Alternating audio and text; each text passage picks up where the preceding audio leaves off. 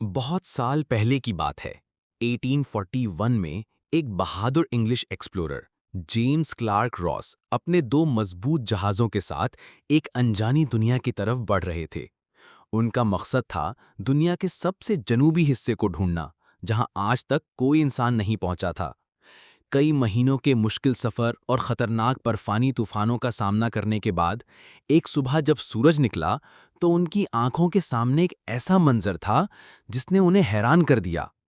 दूर उफ़क़ पर बर्फ़ के ऊंचे ऊंचे पहाड़, सफ़ेद समंदर और एक ऐसी खामोशी थी जो रूह तक महसूस होती थी। ये कोई आम ज़मीन नहीं थी, बल्कि एक ऐसी जगह जो दुनिया से बिल्कुल अलग थी, एक मुंजमद पुरस्रार सरजमीन। रॉस ने इस जगह को अपनी डायरी में एक नाकाबिले यकीन नज़ारा लिखा। वो जानते थे कि उन्होंने कुछ बहुत बड़ा दरियाफ्त किया है, लेकिन शायद उन्हें ये अंदाज़ा नहीं था कि ये जगह कितने राज अपने अंदर छिपाए हुए है। हेलो दोस्तों, कैसे हैं आप सब? आज हम एक ऐसे सफ़र पर निकलेंगे जो आपको दुनिया के एक सबसे अलग थलग, सबसे ठंडे और सबसे पुरअसरार कोने में ले जाएगा, अंटार्कटिका। तो दोस्तों, ये है अंटार्कटिका, एक ऐसी जगह जहां हर तरफ बर्फ और खामोशी है, लेकिन इसके अंदर छुपे हैं ऐसे बड़े बड़े राज जो हमारे तमाम तर इल्म को चैलेंज करने की सलाहियत रखते हैं। इस वीडियो में हम अंटार्कटिका के कुछ ऐसे ही राजों पर से पर्दा उठाएंगे, कुछ ऐसे सवालात जिनके जवाब शायद आज भी हमारे पास नहीं है। तो तैयार हो जाएं इस ठंडे और पुरअसरार सफ़र के लिए। सबसे पहले ज़रा अंटार्कटिका को जानिए। ये दुनिया का सबसे ठंडा बर्र-ए-आज़म है। यहाँ सबसे कम दर्जा हरारत -89.2 डिग्री सेल्सियस रिकॉर्ड किया गया है। क्या आप सोच सकते हैं कितनी ठंड होगी?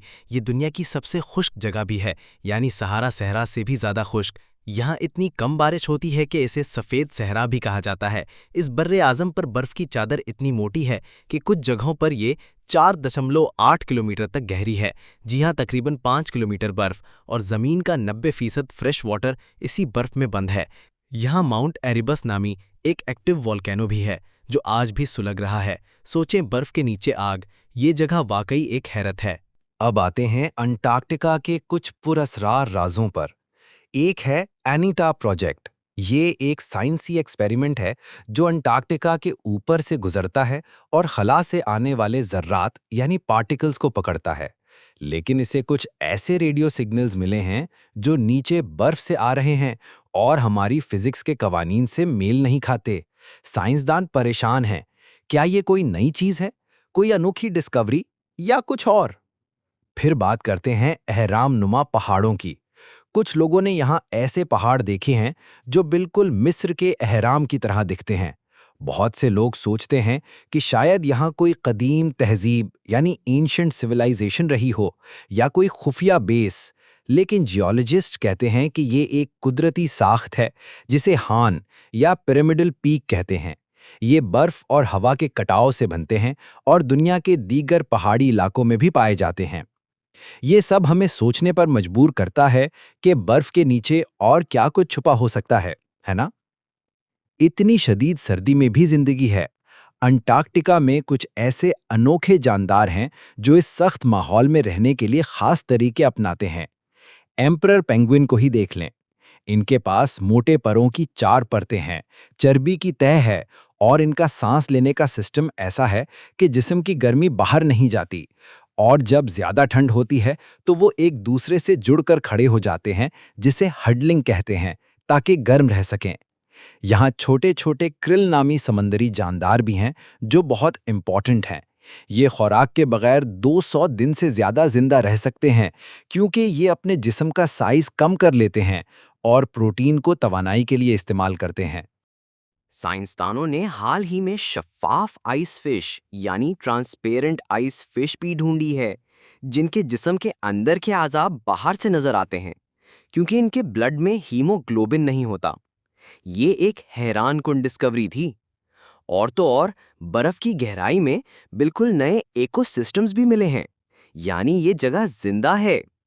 एंटार्क्टिका हमेशा से ही इंसानों को अपनी तरफ खींचता रहा है। 1773 में जेम्स कुक पहले एक्सप्लोरर थे जिन्होंने एंटार्क्टिक सर्कल को पार किया था।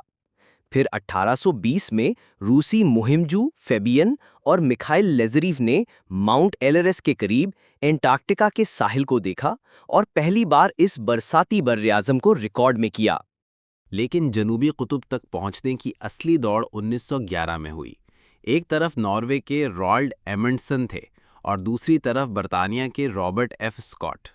एमंडसन पहले पहुंचे और कामयाबी से वापस आए, लेकिन स्कॉट और उनकी टीम वापसी के सफ़र में अपनी जान गंवा बैठे। ये एक बहुत सैड स्टोरी है। फिर अर्नेस्ट शैकल्टन की नाकाबिले यकीन कहानी है, जिनका जहाज़ एंड्योरेंस बर्फ़ में फंसकर टूट गया, लेकिन उन्होंने अपनी पूरी 27 रुकनी टीम को 2 साल तक जिंदा रखा और महफूज वापस लाए। ये इंसानी अज़्म और हिम्मत की एक बेहतरीन मिसाल है।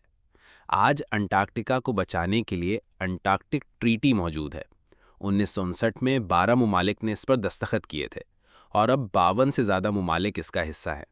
ये ट्रीटी अंटार्कटिका को सिर्फ अमन और साइंसी रिसर्च के लिए इस्तेमाल करने की इजाज़त देती है। यहाँ कोई कंट्री कब्जा नहीं कर सकता और ना ही कोई मिलिट्री एक्टिविटी हो सकती है। ये एक बहुत अच्छा स्टेप है इस बर्र-ए-आज़म को महफूज।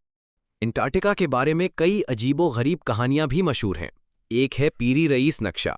ये 1513 का एक पुराना नक्शा है जो कुछ लोगों के ख्याल में अंटार्कटिका के साहिल को बगैर बर्फ के दिखाता है। लोग कहते हैं कि शायद ये किसी कदीम तहजीब का इल्म था जो हमसे बहुत आगे था, लेकिन साइंसदान बताते हैं कि ये दरअसल जनूबी अमेरिका के साहिल की गलत नक्शाकशी थी और अंटार्कटिका लाखों सालों से बर्फ से ढका हुआ है। दूसरी कहानी नाजियों के सीक्रेट बेसिस की है। कहा जाता है कि दूसरी जंग अजीम के दौरान नाजियों ने यहाँ अपने खुफिया अड्डे बनाए थे और एडवांस टेक्नोलॉजी पर काम कर रहे थे। ये भी एक कॉन्स्पिरेसी थ्योरी है। सच ये है कि जर्मनी ने 1938-39 में एक रिसर्च मुहिम भेजी थी, लेकिन इसका मकसद सिर्फ इलाके का दावा करना और वेलिंग के लिए जगह ढूंढना था। किसी खुफिया अड्डे का कोई प्रूफ कभी नहीं मिला। तो दोस्तों, अंटार्कटिका वाकई एक मुनफरिद जगह है। ये हमें याद दिलाता है कि हमारी ज़मीन पर कितने राज बाकी हैं। ये ना सिर्फ एक साइंसी लेबॉरेटरी है, बल्कि एक ऐसा मुकाम भी है जो इंसानियत को सच्चाई और दरियाफ्त की तरफ बढ़ने की तरगीब देता है। इसके असरार हमारी सोच को चैलेंज करते रहेंगे और हमें फ्यूचर में मज़ीद हैरत अंगेज चीज़ें सीखने की उम्मीद दिलाते रहेंगे।